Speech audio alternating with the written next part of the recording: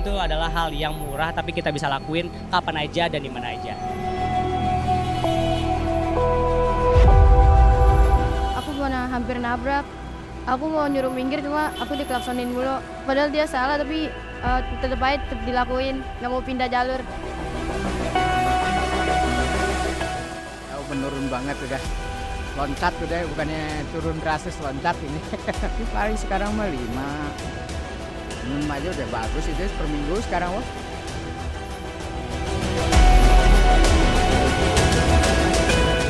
Jakarta, dengan segala dinamika dan kemacetannya, menghadirkan banyak cerita tentang kehidupan perkotaan yang penuh tantangan.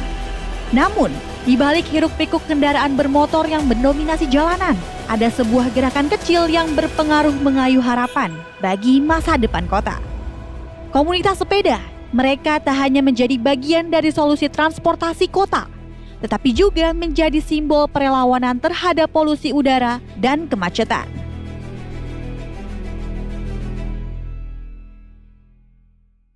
Selamat malam Detikers, saat ini saya sudah berada di Blok M, tepatnya di Jakarta Selatan. Ini merupakan salah satu titik kumpul bagi para komunitas sepeda. Dan di belakang saya sudah banyak sekali pesepeda yang siap untuk berjalan-jalan di malam hari ini. Dan inilah dia Bike to Ngonten, ikuti saya terus yuk.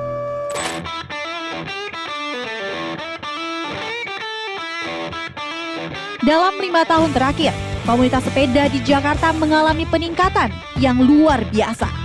Dinas Perhubungan DKI Jakarta mencatat lebih dari 1,5 juta warga Jakarta telah beralih menggunakan sepeda sebagai moda transportasi utama maupun untuk rekreasi. Bersepeda, selain menjadi gaya hidup juga bermutasi menjadi hobi, setidaknya bagi orang-orang yang saya temui ini. Ini jenis sepedanya apa nih Mas? Kayaknya beda nih sama yang lain. Sepeda saya road bike. Road bike, ini harganya berapa nih Mas nih? Kayaknya mahal ya. Kira-kira sekitar 25-30-an. Mas udah pernah modif sepedanya atau belum nih Mas? Sebelumnya modif-modifnya yang minim aja sih, paling hanya ganti ban sama ganti jok, gitu doang sih kebanyakan. Meski dibanderol dengan harga fantastis, tapi itu adalah angka rasional bagi mereka yang membutuhkan fitur serta teknologi khusus saat menggunakannya. Sama halnya seperti Lambert, wakil dari kepala komunitas Bike to Ngonten. Pastinya ia memilih untuk memodif sepeda agar terlihat tampil keren. Kalau ini fix gear, jadi kalau fix gear ini lebih ke gearnya satu. Jadi dia muter terus untuk cranksetnya dan dibikin seminimalis mungkin, simpel mungkin. Jadi nggak ada remnya. Remnya caranya ya pakai teknik Kak, gitu. Nanti ada teknik khusus buat ngerem ya? Buat ngeremnya ada teknik khususnya, kayak gitu Kak. Ini aku lihat-lihat ini kayaknya motifnya udah rame banget. Ini udah dimodif atau gimana nih Mas? Ya kalau dimodif pasti tentu udah nih, dari stangnya, dari stemnya sampai ini langsung warnain sama art, pokoknya art dari Bekasi waktu itu. Jadi sekalian dia pinter banget buat gambar, ya udah aku frame aku jadi kayak gini. Sekitar di bawah hampir 10 juta lah ya Kak, hampir 10 jutaan. Dari wheelsetnya, crankset, stem, bar set, seat set sampai wheelset.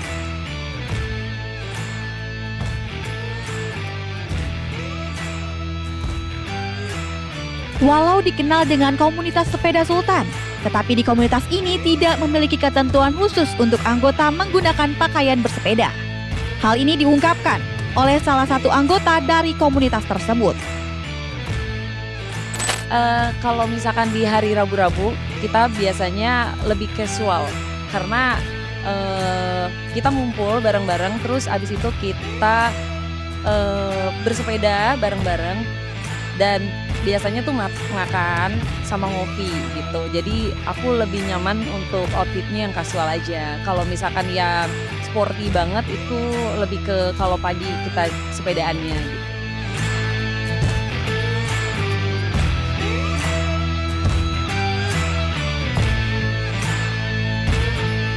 Sementara itu, Lambert, seorang wakil kepala komunitas Bike to Ngonten yang merupakan pesepeda sejak 2010, mengungkap bahwa bersepeda merupakan caranya untuk memperirit pengeluaran harian.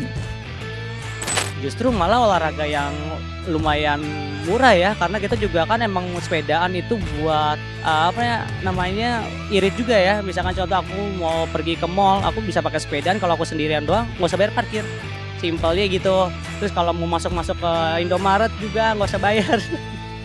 Ya kayak gitu aja sih Kak. Jadi ya sepedaan tuh adalah hal yang murah tapi kita bisa lakuin kapan aja dan di mana aja, biasanya kayak gitu.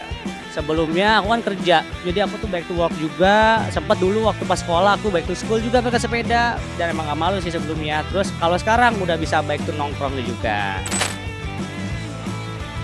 Terdapat 313,6 km jalan sepeda yang terbangun sejak tahun 2012 hingga 2024. Pemprov Jakarta pun menargetkan akan ada 578,8 km jalan khusus sepeda hingga tahun 2030 mendatang. Senang sih Kak, cuma kadang-kadang ada motor suka lewatin pas macet-macet. Gimana tuh perasaannya kalau misalnya ada motor yang suka ikut-ikuti jalur sepeda? Kadang-kadang kesel sih Kak, aku pernah hampir nabrak. Aku mau nyuruh minggir cuma aku diklaksonin mulu. Padahal dia salah tapi tetap dilakuin, nggak mau pindah jalur. Harapan aku sih bisa tertib di lalu lintas sih Kak, biar gak ada kecelakaan sepeda lagi. Meski pemerintah telah menyediakan jalan khusus pesepeda, tapi masih banyak masyarakat yang tak taat aturan.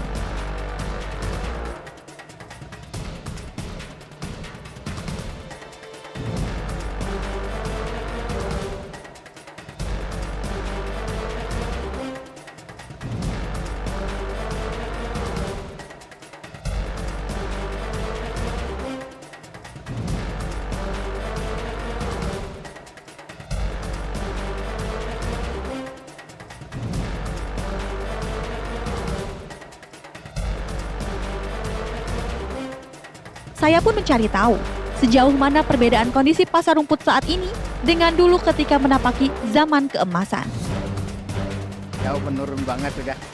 Loncat udah, bukannya turun drastis, loncat ini. Nah, loncat ininya. Menurunnya bukannya pelan-pelan lagi udah. Berbalik udah jauh. Paling sekarang mah 5, 6 aja udah bagus itu per minggu sekarang mah.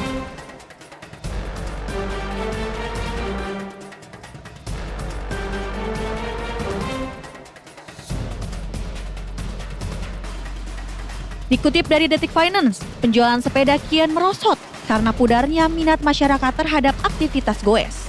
Tapi, tidak hanya itu faktor yang mempengaruhi penurunan penjualan di pasar rumput. Ode pedagang sepeda mengaku, penjualan semakin menurun saat pasar rumput digilas proyek pembangunan LRT. Ini pembangunan LRT ini juga dibilang ngaruh. Jadi orang tuh buat parkir tuh susah gitu loh. Jadi orang baru berhenti aja udah diklaksonin, otomatis jadi nggak bisa belanja.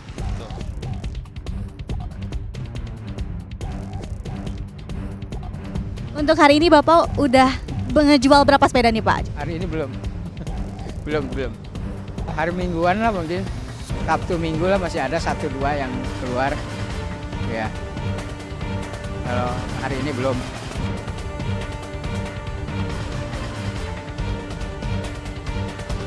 Kalau dibanding sama Covid mah jauh lah harganya, biasanya bukan naik harga, itu mah berubah harga. Biasanya yang harga 500 bisa 1 juta modalnya itu.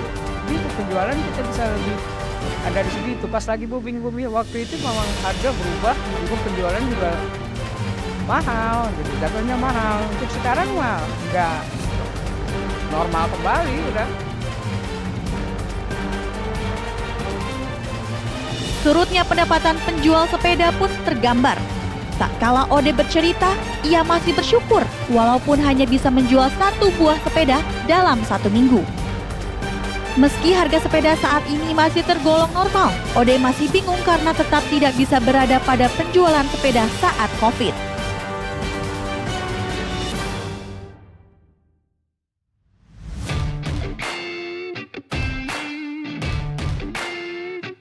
Di sisi lain, ada pelaku usaha kecil yang melihat peluang di tengah tantangan ini. Jeli menyerap potensi serta tren, bengkel-bengkel sepeda kekinian hadir menjawab kebutuhan. Mereka menyulap sepeda-sepeda bekas menjadi kendaraan yang lebih menarik dengan harga yang lebih terjangkau daripada membeli sepeda baru. Nah, kita tuh di sini juga ada jasa servis. Jasa servisnya tuh kebanyakan yang dipilih sama mereka tuh, ya kan, om-om kebanyakan bike spa gitu. Bike spa tuh nggak cuma dicuci, cuma kita bongkar ulang, ya overhaul gitu, ya di servis total lah, servis besar lah gitu. Jadi itu paling banyak peminatnya di road bike, MTB, Sally gitu. Jadi kita kebanyakan yang di sini konsumennya kebanyakan om-om yang road bike segala macam miliknya ke servis.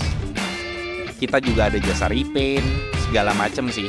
Pokoknya yang berbau perbaikan, treatment, terus custom segala macam kita pegang sih gitu. Terus kita ada nano ceramic coating. Terus habis itu ada jasa rakit full bike, rakit wheelset itu roda, jari-jari velg gitu, itu. Terus ada repaint, macam-macam sih. Tren memperbaiki sepeda bekas ini tak hanya membantu konsumen dengan anggaran terbatas, tetapi juga mendukung pelestarian lingkungan dengan memanfaatkan sepeda yang mungkin sebelumnya akan dibuang.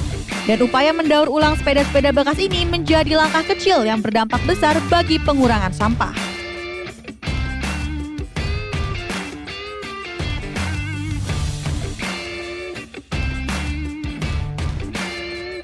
Baik komunitas, bengkel, hingga penjual sepeda di pasar rumput bisa menjadi satu kesatuan ekosistem yang saling mendukung.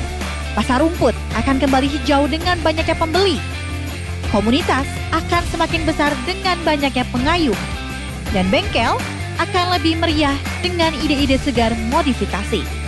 Namun, kunci utamanya adalah keberpihakan pemerintah dalam menyiapkan infrastruktur bagi para pesepeda.